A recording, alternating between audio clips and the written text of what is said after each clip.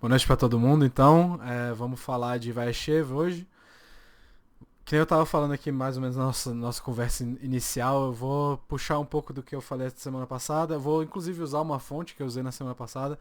Vai ser um pouco parecida a ideia, mas é uma conclusão, sendo que a gente concluiu aquele. É uma adição ao que a gente falou na semana passada. A ideia que semana passada foi concluída, mas a gente vai adicionar algumas coisas hoje, mas com uma outra pegada, vamos dizer assim, né? Então, a gente vai abordar aquela ideia de como sonhar no fim das contas. A gente vai usar Yosef como parâmetro, né? A gente vai usar Yosef nesse parâmetro de como trazer os sonhos para a realidade, né? Com a ajuda dessa análise da personalidade de Yosef e de como ele lidou com certas coisas pelas quais ele passou, né? É, a gente agora tem nosso primeiro encontro de fato com o que os irmãos dele chamam depois o sonhador, né? É assim que os irmãos dele acabam chamando ele de uma forma até irônica na hora que ele aparece em determinado momento na Paraxá, né? Então assim, a gente não tem uma primeira impressão de Yosef muito legal não, né? Para quem leu poucas vezes, para quem ainda não leu alguns comentários sobre as relações que Yosef tinha com o pai e com os irmãos, é, podem acabar tendo essa impressão de que Yosef era um garoto um tanto mimado, né? Que ele era muito infantil em certos aspectos, né? Então, assim, vamos tentar mudar essa noção e usar o que ele fazia de fato ao nosso favor, certo? É, então a gente vai tentar usar ele como base para como a gente vai guiar os nossos próprios sonhos, como a gente vai guiar os nossos objetivos, nossas vontades, né? Então, para começar, a gente não vai falar de Yosef para começar, a gente vai falar de uma das histórias mais marcantes que tem dentro da Torá, que tá dentro dessa paraxá também. A gente vai usar isso como um exemplo inicial e depois a gente vai analisar Yosef. Então vamos pro número 1 aí, a história de Yehudá e Tamar, tá? A gente vai começar aí com essa história de Yehudá e Tamar, que é uma das histórias marcantes do ponto de vista de que é difícil da gente entender o que é que tá acontecendo de fato, né? Então vamos lá no 1 aí. Isso aí, Tamar já, só para recapitular, Tamar casou-se com um dos filhos de Yehudá, ele morreu, aí ela foi se casou com um outro filho, ele morreu também, e aí Yehudá falou, não, espera aí, que quando meu terceiro filho ficar mais velho, você se casa com ele, né? E aí o que aconteceu foi que ele ficou mais velho e não rolou o casamento, né? E aí, na paraxá diz o seguinte, ela decidiu tomar uma atitude, né? E tirou os vestidos da sua viuvez de si e cobriu-se com o véu e envolveu-se. E sentou-se na encruzilhada sobre o caminho de Timná. Porque viu que Shelah crescera e não lhe fora dada por mulher. Então aqui a gente já tem uma coisa meio estranha, né? Porque se ela ia. Ela tava de viúva e aí ela se cobriu com o véu. Já é uma coisa meio difícil de entender. E Yehudá a viu e pensou que fosse uma prostituta, ou seja, não pois cobrir as faces, né? Então Yehudá não percebeu a pessoa, não percebeu quem era. E dirigiu-se a ela no caminho e disse: Vem e deixa-me estar contigo, porque não sabia que era tua nora. E Tamar disse: O que me darás para estar comigo? E aí a gente sabe o que acontece depois, né? A questão aqui é bem interessante, porque assim, primeira coisa, aí nesse segundo passuk, aliás, no terceiro passuk, tem uma palavra aí que é interessante, vayet. A palavra vayet, ela indica que ele estava indo para um lugar e ele se desviou. Isso já dá uma noção um pouco diferente. Ele dirigiu-se a ela no caminho, essa tradução. Mas ele não estava indo para aquele lugar. Ele virou de uma forma quase abrupta, aí, segundo essa palavra, tá? Então, a questão aqui é que essa história esquisita depois vai gerar filhos e esses filhos são a origem da Malchut Bet David, ou seja, essa união é a origem da Malchut Bet David, da realeza de David, né, da casa de David, ou seja, a ideia do Mashiach começa a se tornar uma realidade aqui, né? E a pergunta que fica é, como é que Yehudá, que não era qualquer pessoa, vocês têm que concordar comigo, como é que Yehudá faz uma coisa dessa? Assim? qual é a lógica disso? Qual é a lógica de Yehudá, um tzadik, estar indo numa direção e do nada ele virar e falar assim, não, agora eu vou decidir que eu vou resolver aqui meus assuntos aqui. Né? Se ele achava que ela era uma zoná, como é que ele não passou direto? Por que ele não ignorou a situação? O que é que tá acontecendo aqui? E aí, eu botei aí, tem 2 midrashim que falam sobre essa história. Eu botei aí o mais complicado, vamos dizer assim. O outro é mais, vamos dizer assim, mais fácil de ler, né? Mas eu botei o segundo porque esse é um pouco mais interessante de um ponto de vista. No 2. Rabi Hanan disse, ele estava passando sem interesse algum, ou seja, ele está confirmando o que a gente esperava dele, né? O santo bendito seja, envia um anjo, o anjo que controla o desejo físico, e esse diz a Yehudá, onde vais? Ou seja, o anjo desce e fala assim, para onde é que você está indo? De onde virão os reis e as grandes pessoas se você não desviar do seu caminho e seguir na direção dela? Essa pergunta que o anjo fez para Yehudá. Então, acabou sendo levado contra a sua vontade. E aí vem aquela coisa de, não fui eu, foi o anjo que me fez fazer. Né? Essa é a resposta que Hazal dá para essa pergunta. Essa é a resposta que os sábios dão para essa pergunta. E olhando de uma forma bem superficial, essa resposta, ela é bem difícil de engolir. Né? A primeira vez que eu li, eu fiquei com certa dificuldade, vamos dizer assim. Né? Então, vamos ficar com essa ideia por enquanto, tá? A gente não vai ficar com essa ideia, não vou explicar necessariamente essa parte, mas a gente vai ficar com essa ideia. Essa seria a resposta para a pergunta sobre Yehudá. Não foi necessariamente por vontade dele que ele fez isso, tá? E o Rabbi Chaim Shmulevitz faz uma pergunta um pouco diferente do que essa que a gente fez. Ele pergunta assim, tudo bem, a gente sabe o que Yehudá tá fazendo, mas e Tamar? O que Tamar estava fazendo? Qual é a lógica? Tamar sabe o sogro que tem, né? Sabe que ela praticamente não teria chance de que esse plano dela desse certo de alguma forma, né? Ela sabia que a chance dela conseguir sucesso nessa empreitada dela era quase zero. Ou ela sabia que Hashem ia mandar um anjo, usando essa análise que a gente acabou de ver aí, do Midrash, que ia mandar o anjo para fazer por ela. Ela não sabia, né? Ela não era uma das profetisas, né? Pelo menos, bom, enfim.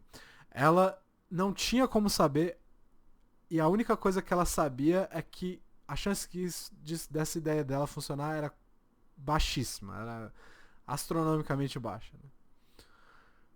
Porque, como a gente falou, Yehudá era um tzadik, e apesar dele cometer alguns erros, ele é um tzadik. Inclusive ele comete o erro nessa parte e depois admite o erro. E aí é interessante a gente ver que Yehudá começa a mudar o jeito dele lidar com certas situações a partir dessa história com Tamar.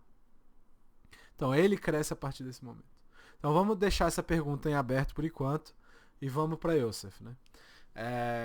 Número 3 eu botei aí uma porção grande até da Torá e a gente vai lendo aos poucos, eu vou explicando. Então diz assim. Yaakov habitou na terra das peregrinações de seu pai, na terra de Canaã. E essas são as gerações de Yaakov. Yosef, aos 17 anos de idade, apacentava o rebanho com seus irmãos e, por ser mais jovem, ficava com os filhos de Bilá e os filhos de Zilpá. As mulheres de seu pai, e Yosef reportava a seu pai coisas más sobre eles. E Israel amava Yosef, mais que todos seus filhos, porque para ele era filho da sua velhice. Fez-lhe uma túnica listrada com mangas compridas, né? A famosa túnica colorida.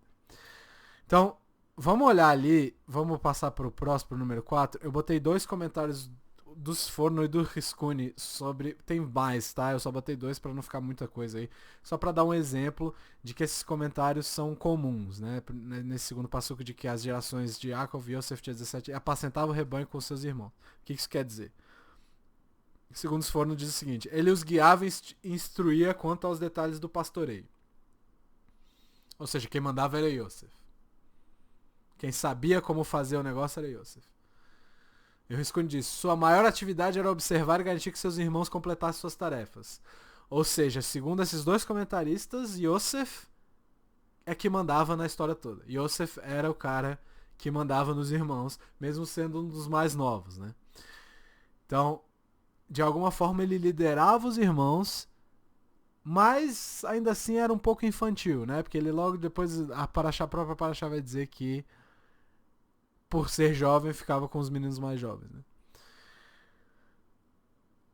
Além disso, a Paraxá vai falar que Israel amava Yosef mais do que todos os outros filhos, né? É importante a gente notar o nome que está sendo usado aqui pela Torá. Primeiro a gente vê, essas são as gerações de Yaakov, aí fala de Yosef. Primeiro falou na primeira passuca. E Yaakov habitou na terra das peregrinações. Mas aí quando vai falar do amor por Yosef, ele fala, essas são as gerações... Israel amava Yosef. Então a gente tem que entender que esses nomes mudam, mas eles não têm essa...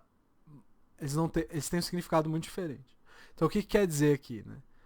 O nome muda e muda a situação. Israel representa, segundo Rabi Haim, essa ideia nacional. Representa uma coisa que afeta a todos de uma forma igual.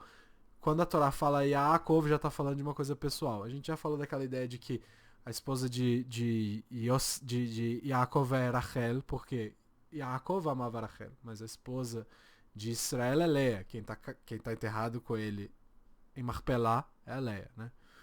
Então, existe uma diferença grande aí entre esses dois indivíduos, vamos dizer assim. Então, e a Torá explica o porquê também, né? Porque ele era filho da velhice. O que também é uma coisa meio estranha, né? O Rambam lembra que Issachar e Zevulun não eram muito mais velhos que Yosef. Eles tinham 2 anos no máximo mais que ele. Então eles também eram teoricamente filhos da velhice de Jacob, né? Então qual é o que é que a Torá está querendo dizer aqui, né? E aí a gente chega no terceiro passo, que o terceiro passo que é aquela coisa que mais chama a atenção, o tal do casaco colorido, que é o símbolo dessa história toda, né? É o que começa a mostrar pra gente a inveja que os irmãos têm dele e o que finaliza a história pro pai, né? Nesse primeiro momento. É o casaco que eles entregam. Você reconhece, e até fazer aquela pergunta, você reconhece esse casaco, por acaso? Claro que reconhece, todo mundo reconhece esse casaco, né? Então, vamos continuar lendo. Então ela continua assim. Yosef teve um sonho. Eu pulei um passo aqui, tá? O 4 não tá aí. Yosef teve um sonho e anunciou aos seus irmãos. E passaram a odiá-lo mais.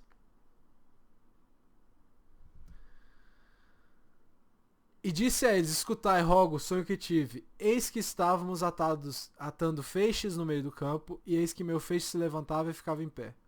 E eis que vossos feixes rodeavam e prostravam-se diante do meu feixe. E seus irmãos disseram-lhe: por acaso reinará sobre nós, ou terá domínio sobre nós?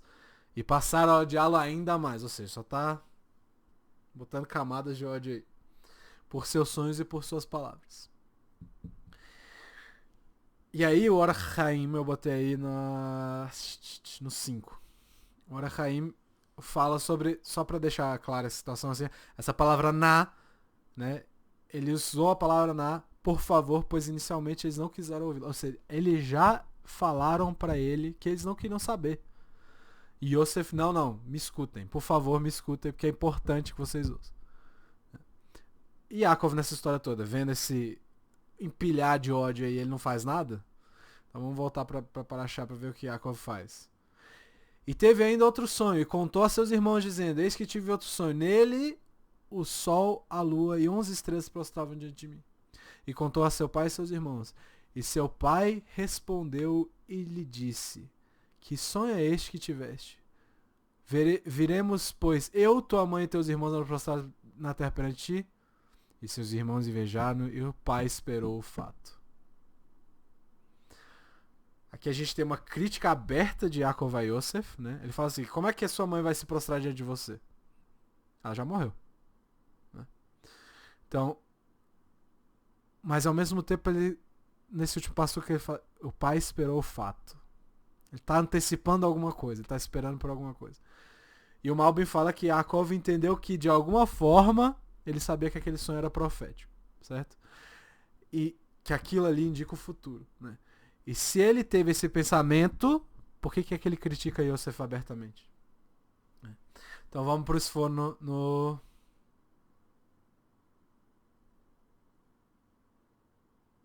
Ih, eu não... Acho que eu não botei esse. Mas enfim, Urashi eu botei. Tá, pelo jeito eu não botei nenhum dos dois. Ah não, botei. No 7.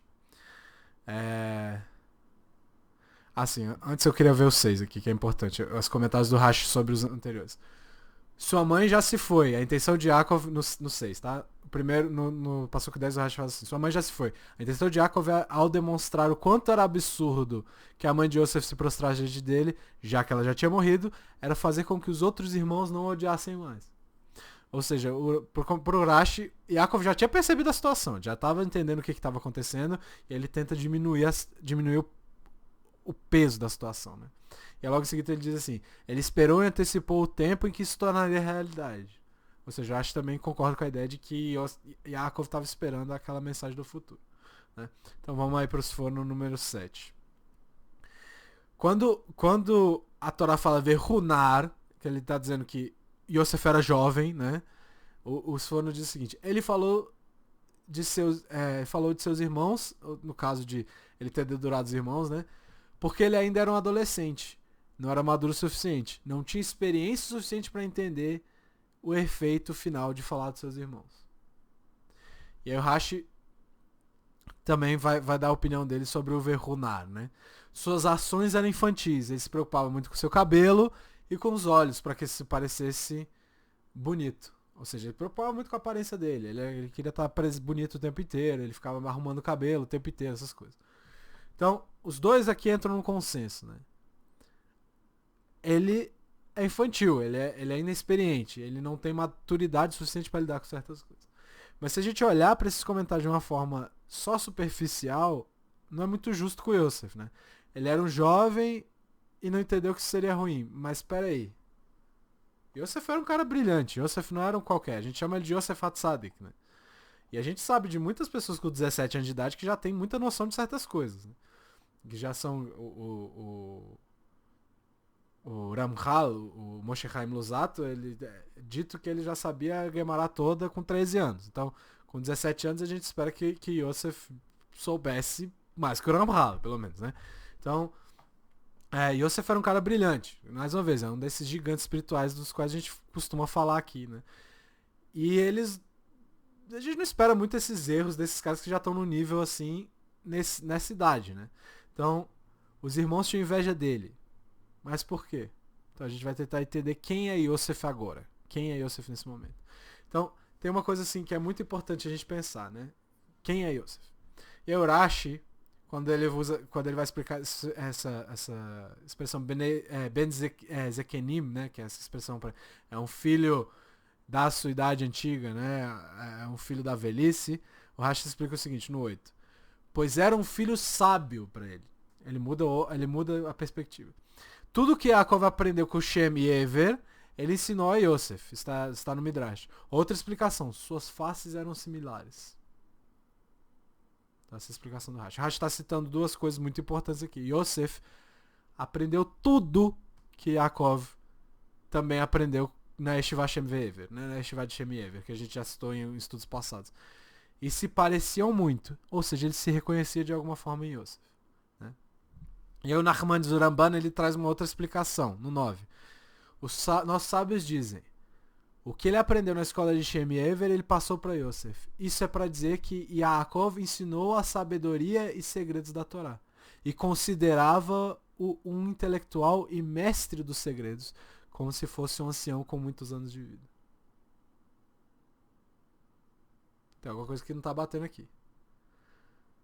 A gente tá vendo, por um lado, que ele era certamente infantil, que ele tinha coisas... uma mentalidade que não era uma mentalidade muito... como se diz? Muito madura. Mas agora o Ramban tá falando outra coisa. O Nachman está falando que não. Né? Ele já agia como um ancião. Ele já sabia coisas suficientes para ser considerado um ancião, um grande entendedor de Torá. Aí o Akut Shimoni fala que o Yaakov passou quanto tempo na Yeshiva Shem Ve'ever? 58 anos. Ele passou 58 anos estudando na escola de Shem Ve'ever. De alguma forma, Yosef aprendeu tudo aquilo com 17 anos. E essa semelhança que eles têm? De qual é?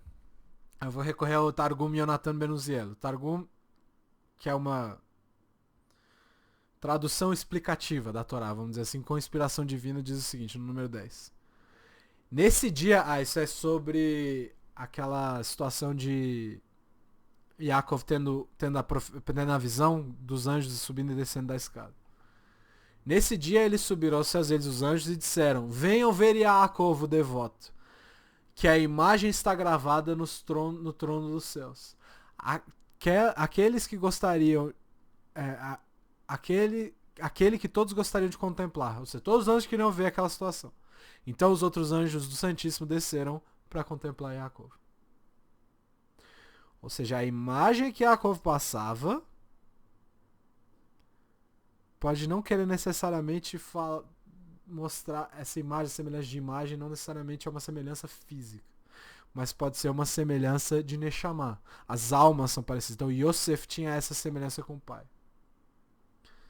Tá, mas e o casaco? O casaco deu o problema todo. Eu botei aí o comentário chinês Luchot Abrit em Bereshit nesse passo que ele diz assim: qual o segredo do casaco? Ele é usado pelas filhas do rei, uma referência às almas dos céus. O que isso quer dizer? No início, no Gan Eden, Adão e Rava, como é que eles se vestiam? Não vestiam nada, porque depois eles percebem que eles estão sem roupa e eles se escondem. Não é bem assim. No início eles usavam roupas de Or. Eles usavam roupas de luz. Or com Aleph. Tá? E depois do reto, depois da transgressão, Hashem então faz outras roupas para ele. De Or. De couro. Or com Ain é couro. Tá? Então ele muda a letra. E isso também representa a queda deles. Ou seja, a roupa em si, a roupa normal representa uma queda no sentido espiritual para eles. Né? E, de alguma forma, Yaakov está restaurando isso. Esse vai ser o comentário de Luchot Abrit. Ele está restaurando isso, dando esse casaco para Yosef. Mas como? O que isso quer dizer exatamente? A gente não sabe necessariamente assim, tudo dessa interpretação dele. Mas essa interpretação. De alguma forma, ele está restaurando essa coisa. Isso parece ser significativo pelo fato de que esse casaco ele é rasgado, ensanguentado, e aí eles apresentam pro pai, falam: você reconhece esse casaco? E isso começa a história da Galuta, no fim das contas.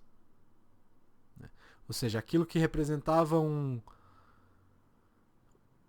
restauração foi destruído. E aí a gente vai pra Galuta.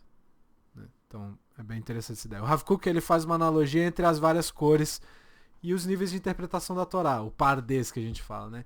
Yosef sabia tanto pro Rav Kook que esse casaco com tantas cores, essas cores trançadas representavam, elas estavam trançadas, elas representavam essa ideia, esse conhecimento de Yosef, toda a capacidade que Yosef tinha de interligar todo o conhecimento que ele tinha e passar para frente e demonstrar, né?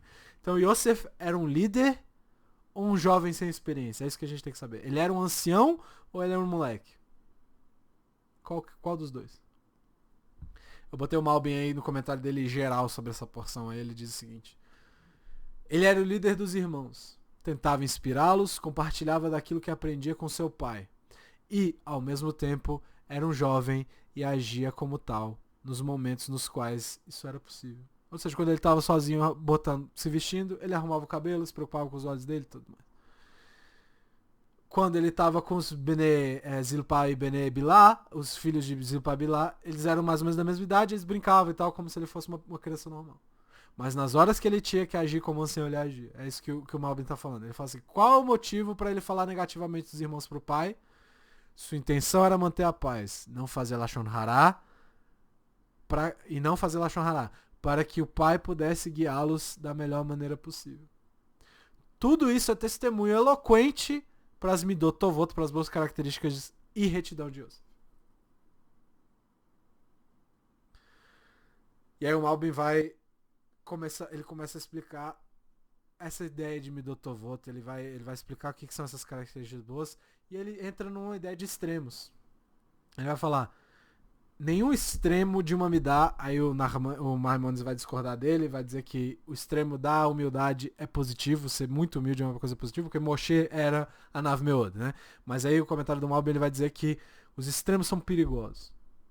Uma pessoa que vive nos extremos não vive uma forma saudável, não conduz a vida dela de uma forma saudável. Né? A gente não pode ser bravo o tempo inteiro e não pode aceitar tudo o tempo inteiro. Né? Aceitar se você quer perguntar ou simplesmente falar, não, tudo bem, vou deixar do jeito, de qualquer jeito. Né? É isso que o Malbim está falando. Mas ele cita a ideia de que as pessoas têm duas formas de lidar com isso. Ou elas viajam pelos dois extremos de formas diferentes, na verdade, né? Isso aí é bom ou ruim? Você, uma hora, ser muito bravo e muito forte com as suas opiniões e outra hora você aceitar qualquer opinião. Isso é bom ou ruim? Depende, né? Então, se é o seu jeito de ser, se em determinado momento você é explosivo e deixa muito claro que você pensa em se importar com mais nada, em outros você fica calado esperando que tudo se resolva sozinho. E isso é meramente emocional, isso simplesmente depende de como você está se sentindo na hora. Isso mostra que você não tem domínio nenhum sobre si. Tá? Isso é ruim. Né? Eu não tenho domínio sobre mim e só por isso que eu viajo entre esses dois extremos. Né? Eu não tenho controle de quem eu sou e de quem eu quero ser. É isso que o Malbim está citando aqui. Se você não controla essa situação, você não tem controle de nada no fim das contas. Mas o Malbim diz que se nós somos capazes de viajar entre esses dois extremos usando seu intelecto, sua razão, no lugar da emoção, nos momentos em que isso é necessário, não é sempre que você tem que ser uma pessoa calma. Tem momentos que exige que alguém vá com força para a situação. Quando está acontecendo uma injustiça, você não pode ficar parado olhando, falando, que pena. Não, você tem que agir. Né? Então, existem momentos que reações mais drásticas são necessárias. E tomar a frente em certos momentos também é necessário. Em outros momentos é importante você ter tranquilidade. Né? Você ser mais um no meio de todo mundo. Esse é um testemunho de que você tem domínio das suas midot, das suas características. Né? E Yosef era esse tipo de pessoa. É isso que a gente está vendo nessa história toda. Ele controlava e direcionava a vida dele usando essa razão, esse intelecto. Por um lado, ele era um jovem que passava tempos amigáveis, servindo os irmãos e ajudando e brincando, mas ao mesmo tempo ele tinha a habilidade de tomar a frente nessa questão de Derech Hashem, nessa questão do caminho de Hashem. Sem ter medo do que os irmãos mais velhos iam pensar, e ele era capaz de andar em ambos os mundos sem muito problema. E os irmãos aparentemente não entenderam isso. Né? Eles não conseguiram entender isso completamente. Eles entenderam que existia alguma coisa em Yosef, por isso você vê a inveja, mas eles não conseguiram entender as razões pelas quais Yosef fazia essas coisas. Eles achavam que era só emocional. Eles achavam que ele não tinha controle nenhum e por isso eles tinham raiva. Então, eles não conseguiram, nesse momento inicial, entender a profundidade do controle que Yosef tinha. Yosef era um líder, mas era jovem também. O Sforno ele fala que ele era inexperiente no momento que precisava se expressar. Né? Foi o que a gente viu. Por que ele falou do sonho? Se ele é um cara que sabe que ele não deveria falar aquilo, por que ele fala? E aí o Nachmanides responde de uma forma que é difícil de discutir. O Ramban explica o seguinte. Ele pergunta, qual que é a alahá envolvida em profecia? O que você faz quando você tem uma profecia? Ele diz assim, é obrigatório passar a mensagem àqueles afetados.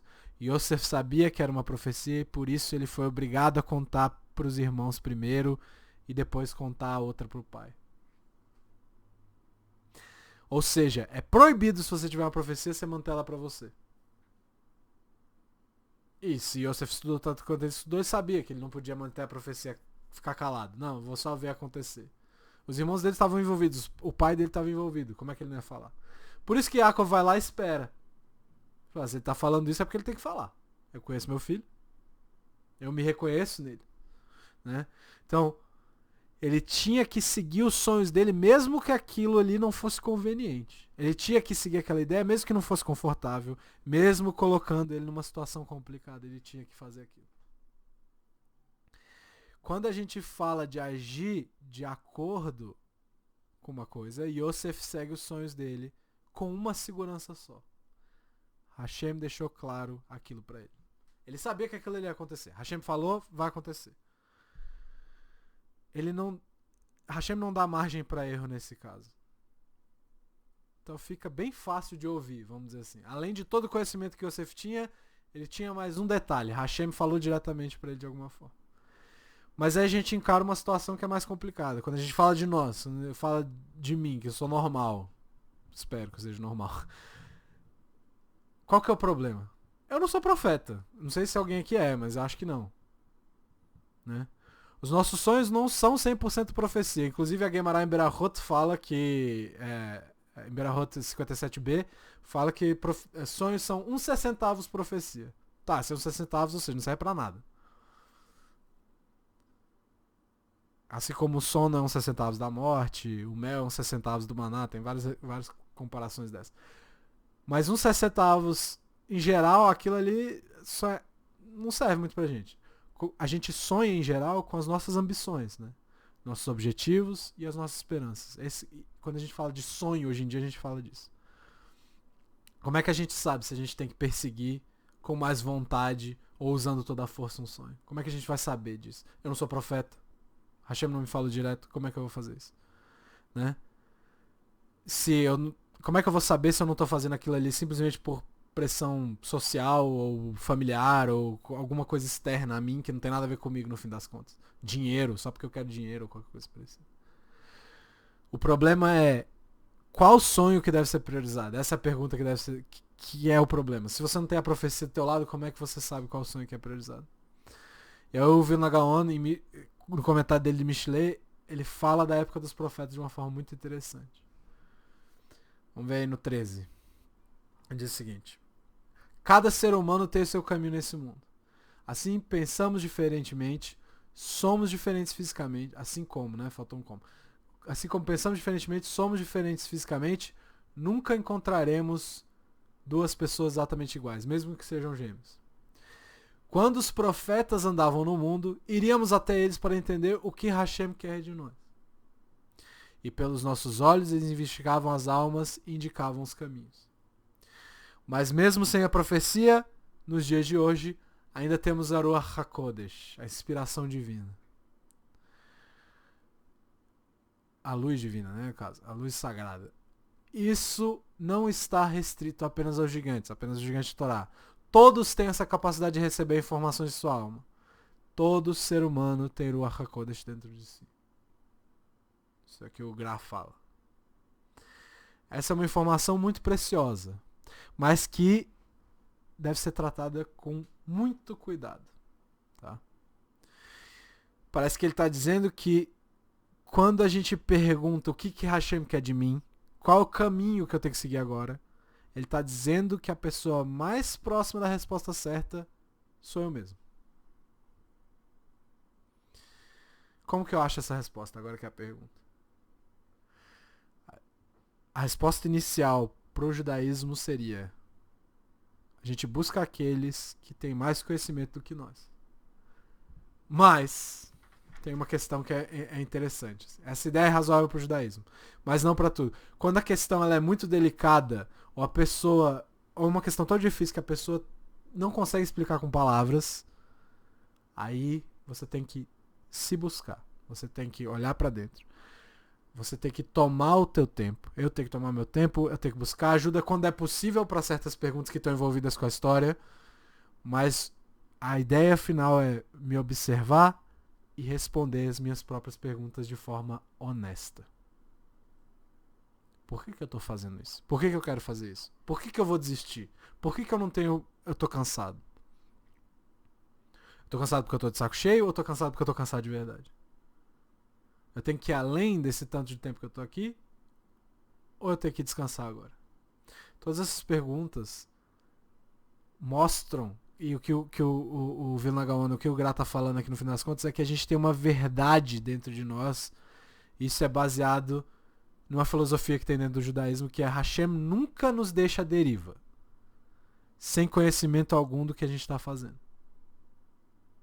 A resposta está sempre dentro. Só que você tem que olhar. E hoje em dia a coisa mais comum que tem é a gente não querer olhar, porque a gente acha feio o que tem dentro. Mas se você não olhar, você não vai achar a resposta nunca. Porque não existe grande conhecedor de Torá no mundo que vai te dizer a resposta certa sem que você tenha olhado primeiro.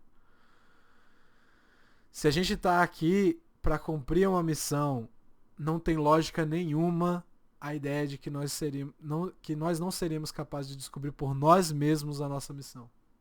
Óbvio que a gente precisa ter certas informações. Precisa estudar a Torá. Precisa conhecer certas coisas do mundo. Tudo isso é necessário. Você precisa de um conhecimento prévio. Por isso que às vezes é bom você perguntar para pessoas que sabem mais. Para os caras que são gigantes. Para os caras que meio que já sabem das coisas. Então, como povo, a gente tem uma missão. O povo judeu tem uma missão. Tem a Torá e as mitzvot. Individualmente também essa missão vale. Mas também tem o seu caminho pessoal. De como chegar nisso, de como a elevação espiritual, de como melhor como ser humano, como ser uma pessoa mais agradável, como você poder viver com essas coisas, né? Porque não adianta nada você tentar ficar buscando essas coisas, não ter parnassá, não ter como você sobreviver sozinho. Certo? Tudo isso é interligado. Segundo o Gra, a gente tem essa possibilidade. Então, a gente vive em tempos em que as ambições elas são voltadas só para a vida física. É importante, que nem eu falei, é importante. E o mundo, mas o negócio é que as pessoas focam tanto em carreira que a tua vida espiritual fica no volume mínimo, né? Vocês ouvem só um barulhinho de fundo. E a gente acaba se acomodando com essa situação toda. Então, muitas vezes, os nossos sonhos eles não se realizam porque a gente não permite viver esses sonhos. E isso é um grande erro. E às vezes a gente não se permite viver esses sonhos porque a gente não usa toda a força que a gente tem para realizar. Porque às vezes a gente tem medo de falhar, às vezes a gente tem medo de passar vergonha ou qualquer coisa parecida. Eu vou voltar àquela citação que está no Midrash em Vaishlach da semana passada, de Yaakov. Vou citar essa ideia de novo. E o santo, no número 14. E o santo bendito seja, disse Yaakov. Yaakov, por que você não sobe também? Mais uma vez a história da escada, né? Yaakov vê os anjos subindo e descendo da escada. Nesse momento Yaakov ficou temeroso e disse: assim como os anjos têm que subir e descer, talvez eu tenha que subir e depois descer. E o santo bendito seja disse: se subir, eu garanto, não terá de descer. Mas Yaakov não acreditou, portanto não subiu. E a pergunta que eu fiz semana passada foi: Yaakov não acreditou no quê? Hashem acabou de falar pra ele. Yaakov não acreditava mais em Hashem? Como é que é isso? Não, ele não acreditou nele mesmo nessa hora. Ele tinha medo de que ele não teria força para subir tudo. Ele tinha medo de falhar. Então, se até Yaakov tem esse medo, como que nós não vamos ter? Mas a diferença é que ele teve que subir de outro jeito. Não tinha como fugir dessa história. Né? Então, por isso as ações de Tamar são significativas, voltando ao começo da ideia. Né? Ela percebeu que essa era a missão dela. Malchut Bet David. De alguma forma ela percebeu isso. E que ali era o momento de agir. Talvez essa seja a única forma de alcançar o meu objetivo, ela deve ter pensado. Se alguém soubesse dos planos dela, vamos dizer assim, ela falou para um amigo, e esse amigo encontrasse ela no meio da rua, ele ia perguntar: você realmente acha que Yehudá vai fazer isso? Talvez Tamar respondesse: provavelmente não. Então por que ela fez uma coisa tão duvidosa, tão difícil de entender, se tem grande chance de dar errado? A resposta de Tamar para essa pergunta, segundo Haim Shmulevitz, é: eu não tenho outra escolha. Esse é meu sonho, meu destino, e essa é a única coisa que eu consigo pensar para resolver. Essa é a única forma que eu tenho para resolver. Ele vai vir até mim? Não sei. Quem decide isso é Hashem. E aí volta o Midrash. E a gente vê que faz mais sentido a resposta do Midrash agora. Tamar quer tanto aquilo que ela não tem medo de passar vergonha. Ela não tem medo de falhar. E essa era a grande zerut de Tamar. A grande qualidade de Tamar. E aí eu vou ter que trazer o T.S. Eliot, né, pra conversa no 15. Aí eu botei a fonte. Ele escreveu o seguinte: apenas aqueles que se arriscam a ir longe demais são capazes de descobrir até onde podem chegar. Mais uma vez uma frase perigosa, né? A gente tem que tomar cuidado, porque pode levar pra uma coisa ruim. Mas existem certos momentos em que você tem que pensar assim. Se você não souber qual é o seu limite, você nunca vai saber até onde você consegue chegar. Eu costumo dividir algumas coisas pessoais, eu vou dividir mais uma delas, por mais que eu não... Essa eu não gostaria de dividir, mas eu tenho alguns planos pra minha vida e eu dividi com algumas pessoas e algumas delas já me disseram assim, isso não é pra você. E eu não tô brincando. Você não tem esse perfil, eu ouvi. De uma pessoa que eu considero querida.